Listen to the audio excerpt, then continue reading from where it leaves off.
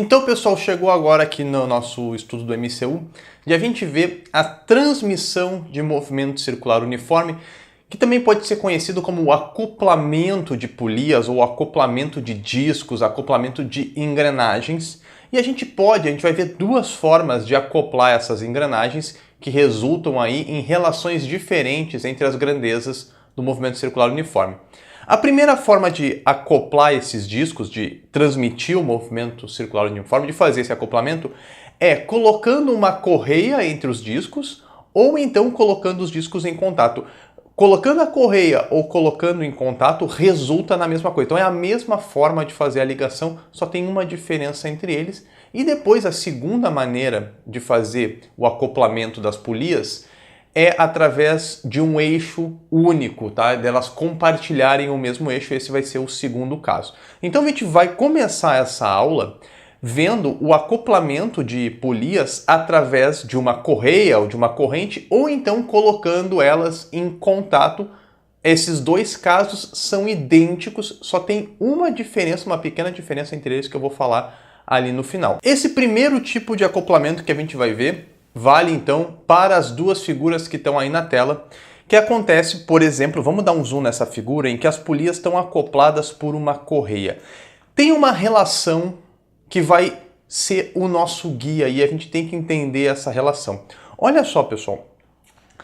Pensa na corrente, pensa na correia e vamos pegar dois elos aqui dessa correia, vamos marcar dois pontos em cima dessa correia aqui. Tu concorda comigo que conforme esse conjunto gira, vamos supor que isso aqui está girando assim, ó, a correia está andando então no sentido horário, então isso aqui está fazendo assim também, tá? Conforme esse conjunto anda, conforme essa correia gira aí pelas polias, esses dois elos aqui, a distância entre esses dois elos não muda. Isso quer dizer que esses dois elos estão andando com a mesma velocidade o tempo todo. A correia como um todo, né, pessoal, está andando com a mesma velocidade. Em todos os pontos aqui que eu marcar, ó, ao longo da correia, em todos os pontos, ela tem a mesma velocidade. Até porque eu não poderia ter um ponto mais rápido do que o outro. Imagina só, olha aqui, o que iria acontecer se, por exemplo, esse ponto aqui estivesse com uma velocidade maior do que esse ponto aqui. O que ia acontecer é que a correia ia arrebentar. Ou então desse outro lado aqui, ó, se tivesse um ponto mais rápido do que o outro, o que ia acontecer é que poderia formar uma barriga, né? A correia, se esse ponto aqui fosse mais lento do que o ponto de trás, isso aqui ia formar uma barriga ou no outro lado poderia arrebentar. Então, tem que entender isso. Tá? Como a correia, como a distância ali entre os elos da correia não está mudando o tempo todo, esses elos estão andando a mesma distância no mesmo tempo, a correia em todos os pontos tem a mesma velocidade. E isso vai ocasionar no quê? Qual é a consequência disso? Isso vai fazer, pessoal, com que as duas polias nos pontos onde elas estão em contato aqui com a correia, essas polias vão girar com a mesma velocidade. A polia maior e a polia menor, se eu pegar os pontos da periferia, que a gente chama, os pontos externos da polia, os pontos que entram em contato com a corrente, esses pontos vão girar com a mesma velocidade tangencial e essa é a relação que vai guiar todo o nosso estudo desse tipo de acoplamento. A mesma relação vale aqui, ó, pessoal, para quando as polias estão ligadas, elas estão em contato. O que acontece é que esse contato aqui vai obrigar os dois pontos das periferias aqui das polias a girarem com a mesma velocidade linear, mesma velocidade tangencial. Então, essa igualdade entre as velocidades lineares é que vai guiar todo o estudo aqui desse acoplamento, tá? Eu vou tirar aqui as figuras para a gente ficar só com os esquemas, porque fica mais fácil de entender pelos esquemas, ok? Então, olha aí, ó. Esse acoplamento aqui, pessoal, tem uma relação master, então, que é a velocidade linear da polia A é igual à velocidade linear da polia B para pontos na periferia. Atenção, ó, vamos dar zoom no desenho e vamos marcar aqui. Então, se eu pegar esse ponto aqui, por exemplo, ó, vamos supor que está girando nesse sentido aqui, tá? A correia está girando nesse sentido. Então, nesse ponto aqui, a velocidade linear, que eu vou chamar de VA, está apontando para cá. E nesse ponto aqui, vou apagar, vai me atrapalhar. Nesse ponto da periferia aqui, a velocidade VB está ali. Ambas são iguais porque a correia obriga esses dois pontos a girarem com a mesma velocidade linear. Aí eu vou querer que tu lembre de duas equaçõezinhas, tá? A velocidade linear é 2π raio vezes frequência e também pode ser V igual a velocidade angular vezes R, ômega R. Então, partindo disso daqui, de que VA é igual a VB,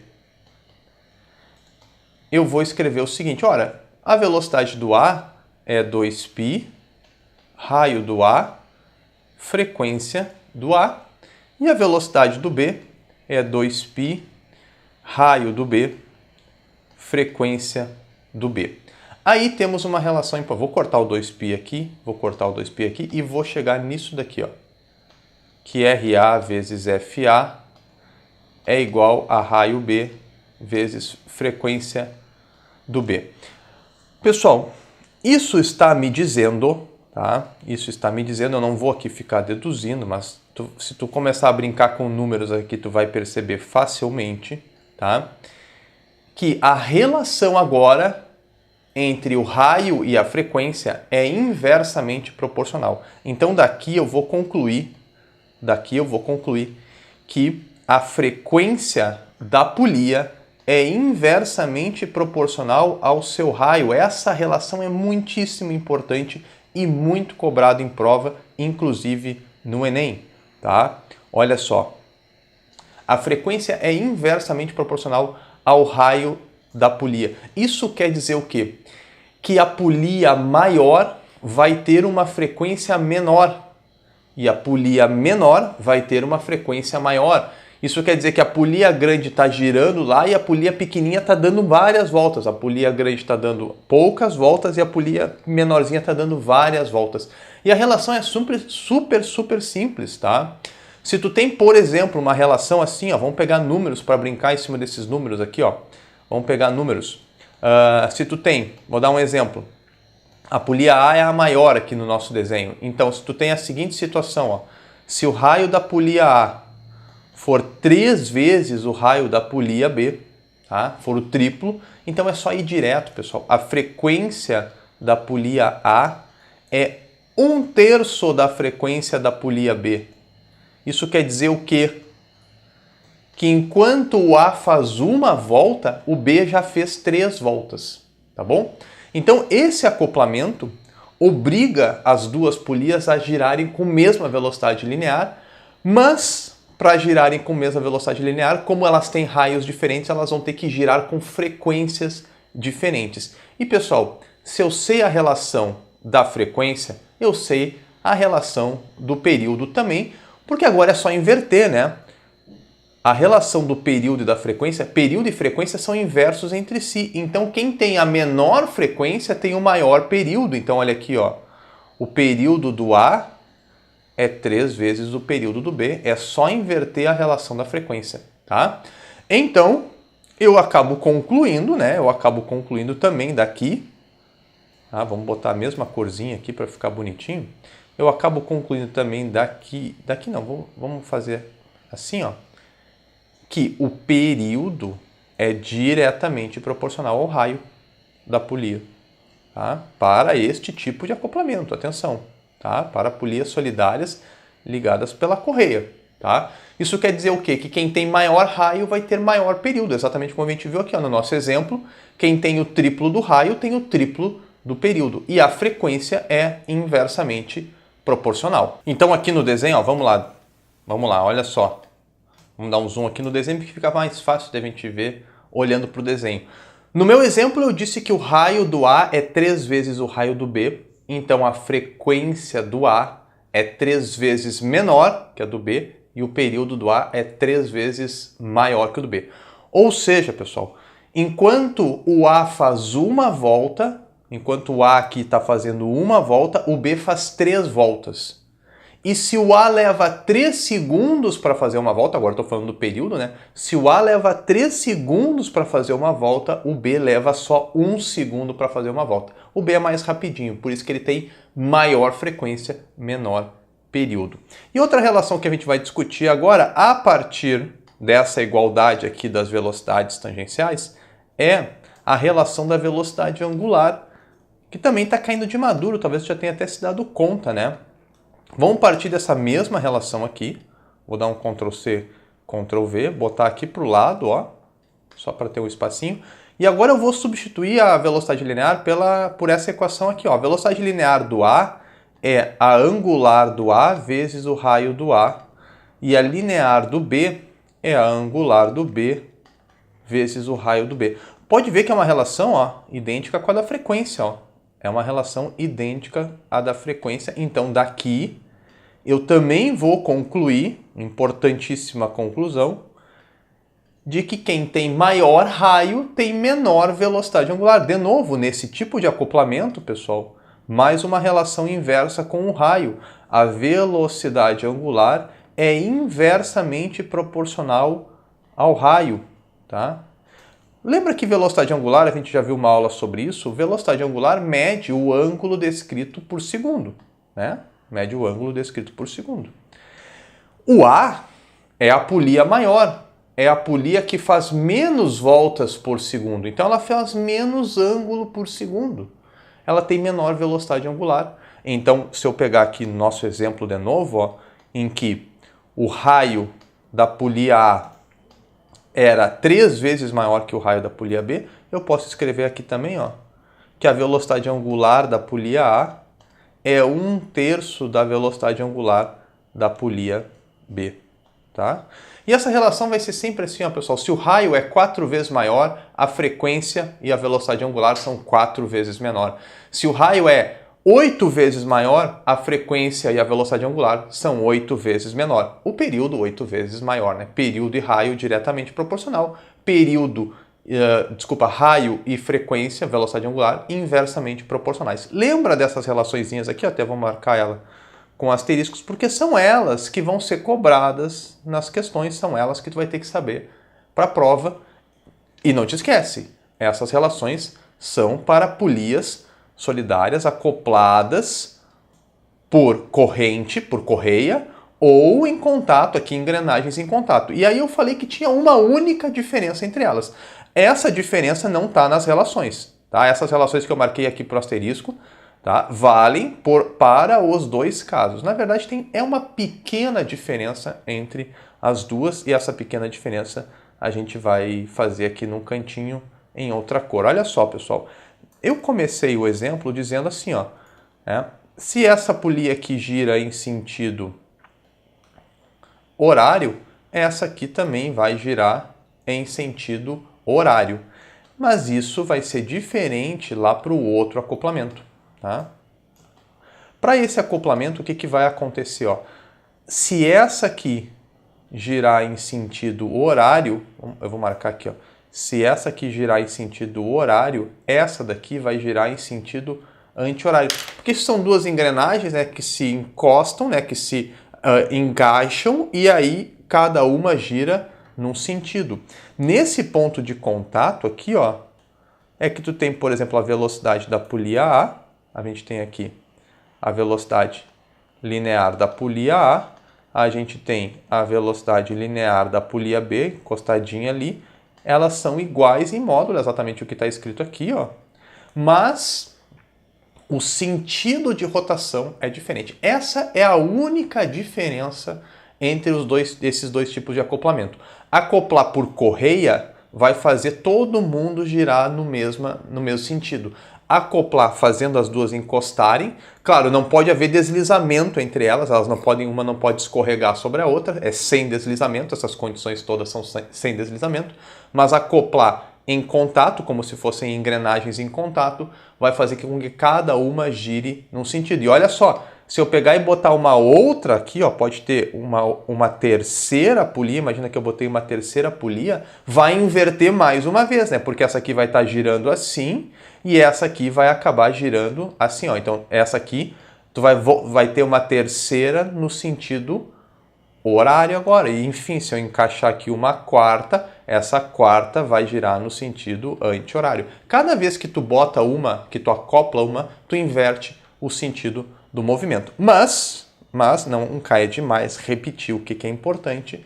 Essas relações aqui, tá? Que eu marquei com asterisco, elas estão valendo para os dois casos, beleza? Vamos ver agora as polias ligadas pelo mesmo eixo. Pessoal, o segundo tipo de acoplamento, né? O segundo no sentido de que gera relações diferentes entre as grandezas, porque a gente tinha antes dois tipos, né?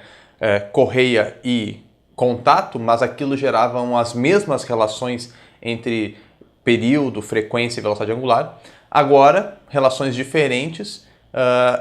O segundo tipo de ligação, então, é quando as polias estão compartilhando o mesmo eixo. Tu tem aqui, como na figura, várias engrenagens, só que todas elas ligadas pelo mesmo eixo. É como se nesse eixo aqui, é como se a caneta aqui fosse um eixo e eu ligasse várias polias de diferentes raios, de diferentes tamanhos, nesse eixo. Só que qual é a relação aí? O que acontece agora é que nesse tipo de acoplamento, quando o eixo faz uma volta, né, quando esse eixo aqui faz uma volta, todas as engrenagens, todas as polias vão acompanhar esse eixo. Então, quando o eixo completar uma volta, todas as engrenagens terão completado uma volta. E aí o que decorre é o seguinte, o que decorre é que todas as polias vão ter mesma frequência, tá? As frequências são iguais, então eu vou até pegar aqui, vou tirar de novo a figura e vou ficar só com o esquema. Então vamos supor aqui, eu tenho a polia, vou marcar um ponto A aqui e vou marcar o raio da polia A, tá? Opa, tá descoordenadinho ali, só um pouquinho, ops, aqui ó, tá? Ponto A, o raio da polia A, ponto B, raio do B, raio do A. O que acontece agora, tá claro, né, que o raio do A é maior do que o raio do B. Mas esses dois pontos, eles estão completando uma mesma volta ao mesmo tempo. Então, o período do A é igual ao período do B e, consequentemente, a frequência do A é igual à frequência do B e também as velocidades angulares, tá? Então, a velocidade angular do A é igual à velocidade angular do B. A única coisa que vai mudar aí é a velocidade tangencial, a velocidade linear, porque lembra que quando eu tenho dois pontos girando com mesma frequência, ó, os dois pontos estão girando com mesma frequência. O que tem maior raio, aqui está o VA, aqui está, o VB. Então o que vai acontecer agora, pessoal, é que quem tem maior raio tem maior velocidade linear. Então a velocidade linear do A é maior que a velocidade linear do B.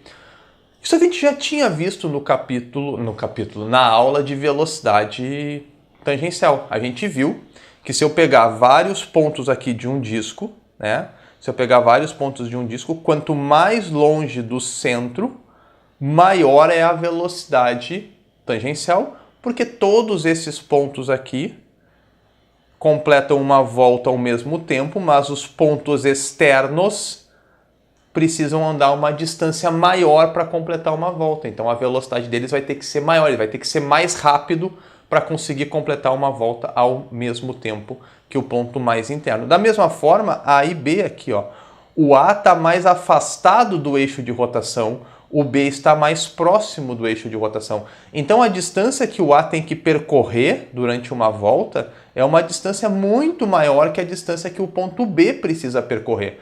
Por isso que o A tem que andar mais rápido e por isso que a velocidade linear do A vai acabar sendo mais rápida. E a relação, pessoal, é direta com o raio, tá? Se o raio é x vezes maior, né? Se eu tenho assim, ó, raio A x vezes maior que o raio B, então a velocidade tangencial do A é x vezes a velocidade do B, né? Se esse x é 5, a velocidade do A é 5 vezes maior.